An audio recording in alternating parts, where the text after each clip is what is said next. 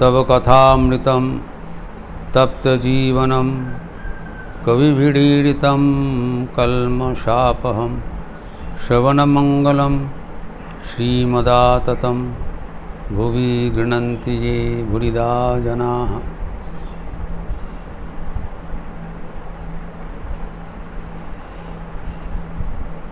श्री श्री ठाकुर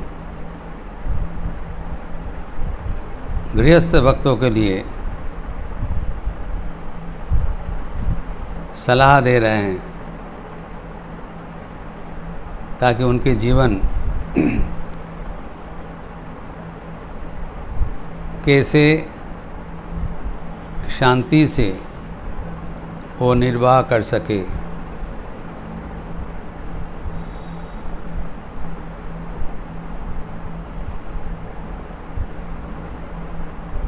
तो बताया 3 दिनों के बाद देवऋण, पितृऋण, ऋषिऋण। कल हम इसका चर्चा किया, शुरुआत किया था। ये 3 दिनों का उल्लेख हमारे शास्त्रों में है। विष्णु धर्म तत्व पुराण से हम लोग उद्धृत किया।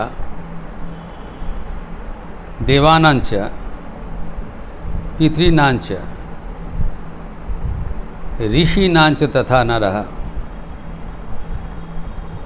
नृण्वाणां जायते यस्मात् तत् मोक्ष से प्रयतेत सदा। जैसे जन्म हुआ है, जस्मात् जन्म हुआ है, फ्रॉम दैट पॉइंट ऑन 3 प्रकार का ऋण चढ़ गया। उनमें से हम देव ऋण का चर्चा कल किए थे।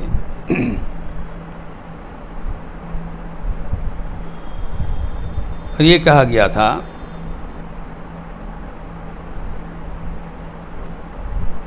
कि अगर कोई दान और यज्ञ आदि करे, इससे देव ऋण का चुकता हो जाता है।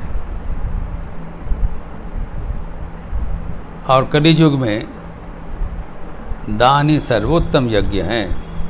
चैरिटी, दान कितना प्रकार होता है, कैसे किया जाता है, उसका भी चर्चा हो गया।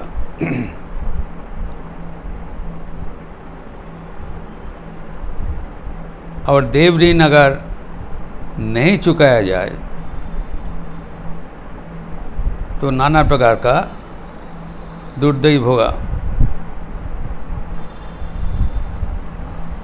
ये भी चर्चा हुआ था। अलौकिक कष्ट होता है, नैसर्गिक विघ्न होता है। हम सोचते कहाँ से क्या हो गया। इसका फल है देव ऋण नहीं चुकाना।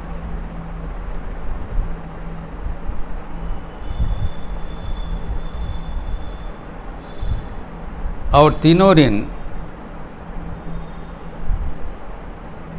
अगर नहीं चुकाया जाता है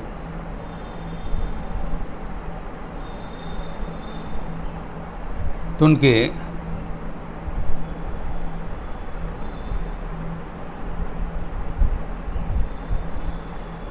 पिता, पत्नी या पुत्र, इनमें से खाली एक ही सुख मिलेगा।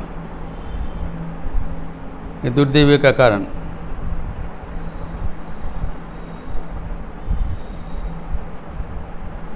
और ज़्यादा हो जाने से, जैसे बताया, या पागल खाना या जेल खाना, दवाखाना में जाके भर्ती होना पड़ेगा।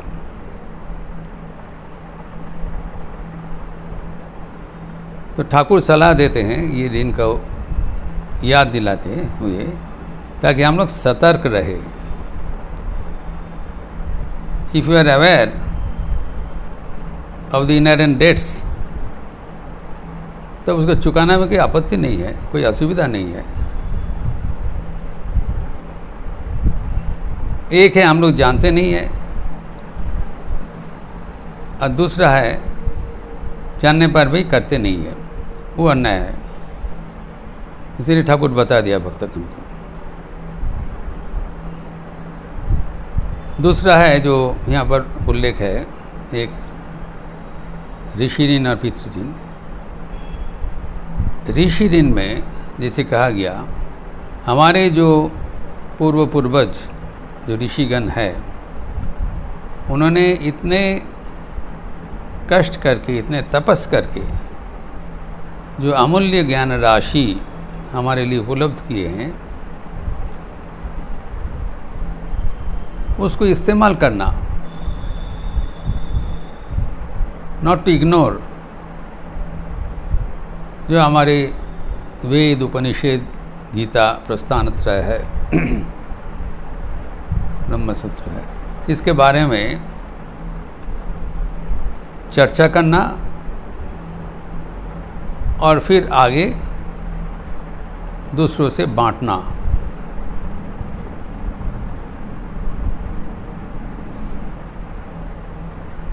पठन पाठन स्वाध्याय जिसको कहलाता है।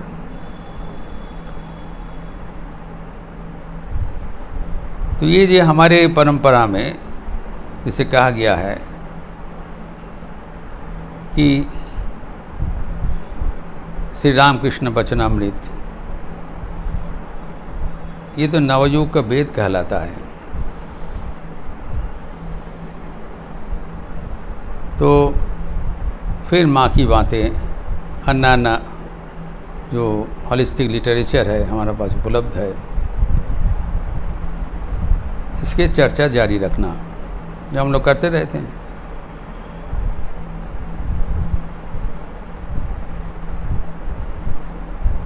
और ये पितृ ऋण,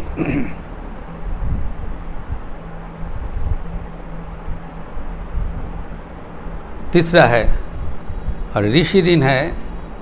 ये अगर हम नहीं करेंगे तो हमारे जो जीवन में नाना प्रकार का दुर्दैव घिरते जाते हैं, एवं मृत्यु के बाद बड़ा असहाय अवस्था हो जाता है। हर दिन का कैसे चुकाना है और नहीं चुकाने से क्या होता है, वो भी उल्लेख है। ये भी करना कठिन नहीं है, हम लोग तो करते रहते हैं, लेकिन उसमें सचेतन होना चाहिए, छूटना नहीं चाहिए। फिर तीसरा है पितृ ऋण। पितरों के प्रति जो हमारा कर्तव्य दायित्व, इसमें से प्रधान है न केवल पिता के प्रति ऋण है,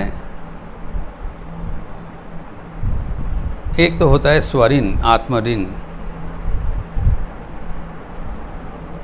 फिर आगे पिता, भाई, माता, पत्नी, बहन, बेटा, बेटी, साथ के समय परिवार में, अर्थात पूरा परिवार को देखभाल करना, ख्याल रखना। री का कठोर नियम है, you can not ignore anyone. अगर कोई ऋण अगर नहीं चुकता है, उसके लिए कोरेस्पॉन्डिंग नुकसान होगा।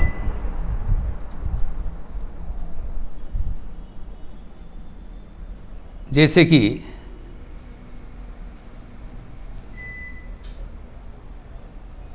अगर मातृ ऋण नहीं चुकता है तो जीवन में, परिवार में शांति नहीं मिलेगा।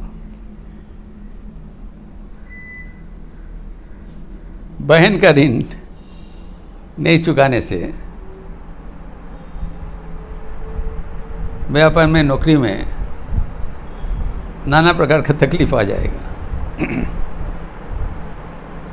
भातृ ऋण नहीं चुकाने से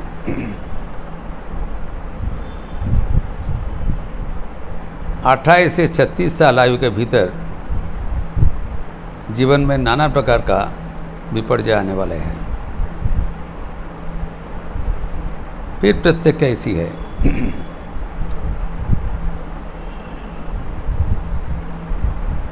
फिर हम देखते हैं कि पितृ ऋण चुकाने के लिए अर्जुन कैसे सतर्क हैं।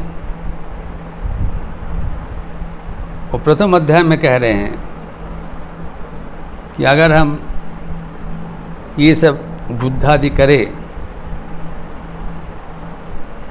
और कुल धर्म और जाति धर्म उत्सन्न हो जाए, उत्सन्न कुलो धर्मानाम जाति धर्मान परंतप, तो क्या होगा? लुप्त पिंडो दको क्रिया, हमारे पूर्वज को जो श्राद्धादि पिंड दिया जाता है ये सब बंद हो जाएगा और नरके नियत वास, सर्वदा नरक में रहना पड़ेगा। तो we have to be very careful. Arjun Shri Krishna की याद दिलाता है ये पितृ ऋण नहीं चुकाने से क्या विपर्जय होगा।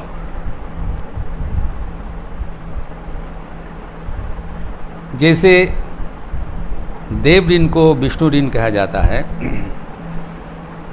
वैसे ऋषि ऋण को शिव ऋण कहा जाता है। नहीं चुकाने से भगवान शिव एवं ऋषिगण असंतुष्ट रहते हैं। वैसे ही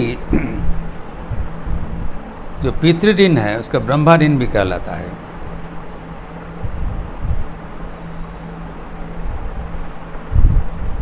एक तो है जब ब्रह्मा जी का जो निर्देश था, सहजज्ञा पूजा शिष्टा पुरोवाच प्रजापति, तुम लोग अभी प्रजावर्धन करो, अर्थात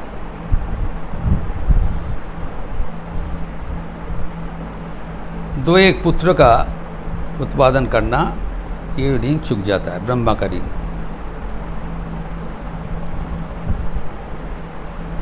अभी जब ब्रह्मा प्रजागण सृष्टि किया, सृष्टि के प्रारंभ में ये तो उद्देश्य था कि सृष्टि अभी बढ़ते जाएंगे, तो 4 उनका ऋषि कुमार को तैयार किया।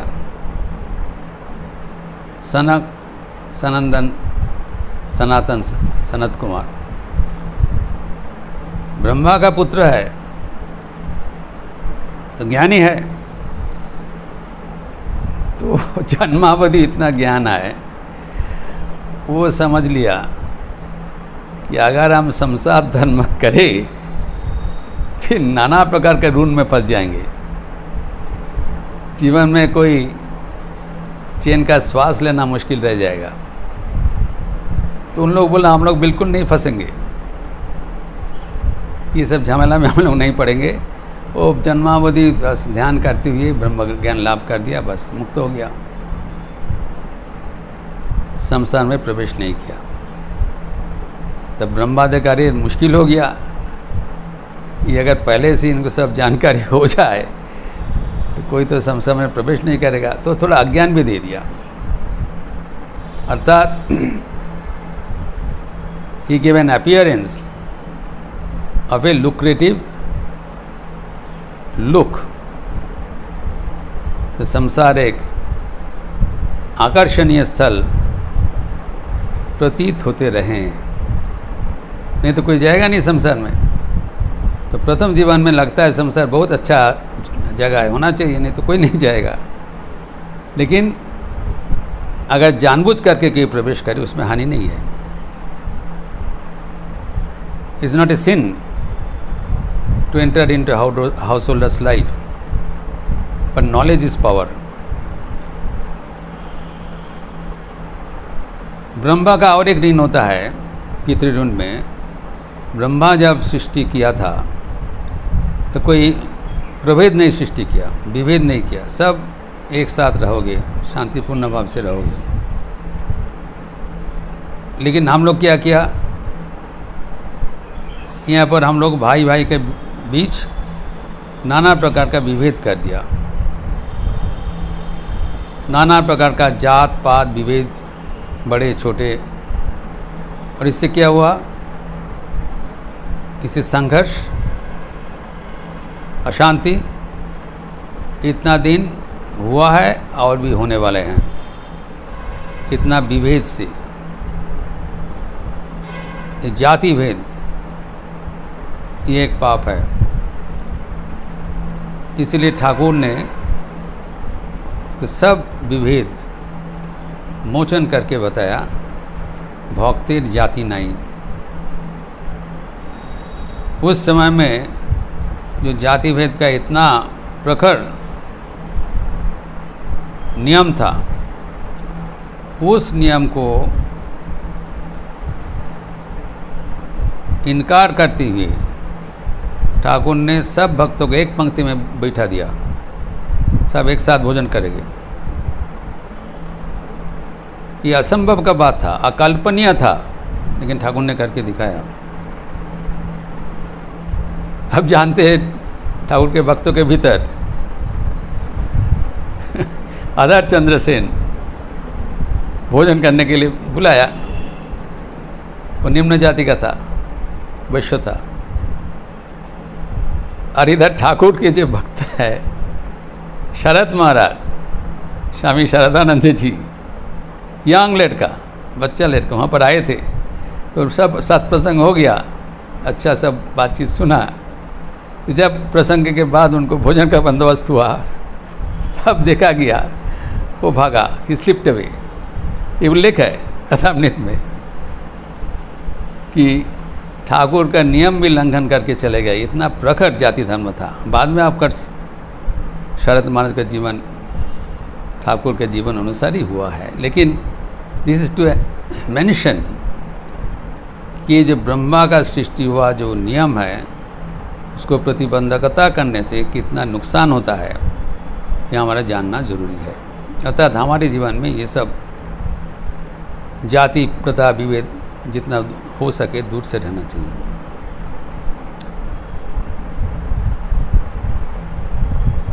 और ये अगर नहीं किया जाए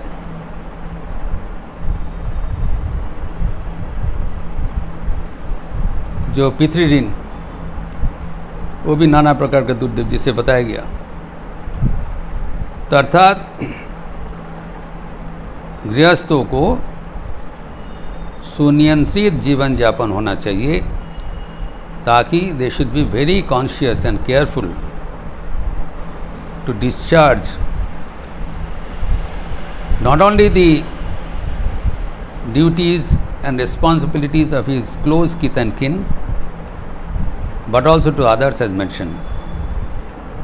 आपने परिवार को देखभाल करना ही पड़ेगा, और सबको, किसी को चूक नहीं होना चाहिए। Proportionally everybody has to be taken care of by the head of the family and other ancillary debts also। 3 प्रकार का जो कर्ज लग गया, देव ऋण, पितृऋण और ऋषि ऋण, house tax, water tax and electricity tax, ये भी शेष नहीं हुआ। इसके आगे और एक टैक्स है, वो है TDS, tax deduction at source. वो है स्त्री ऋण, ठाकुर जिसको कहलाते हैं माघ ऋण। तो डिडक्शन एट सोर्स कैसे होगा? जिस दिन शादी किया उस मुहूर्त से एक स्त्री ऋण चालू हो गया, एडिशनल टैक्स, वो भी महत्वपूर्ण है। और उसको अलग करके बताया, क्योंकि उसको सबसे ध्यान से, गहराई से निर्वाह करना ज़रूरी है। इसका विस्तार हम अगले दिन करेंगे। ओम शांति शांति शांति। हरि ओम तत्सत। श्री रामकृष्णार्पणमस्तु।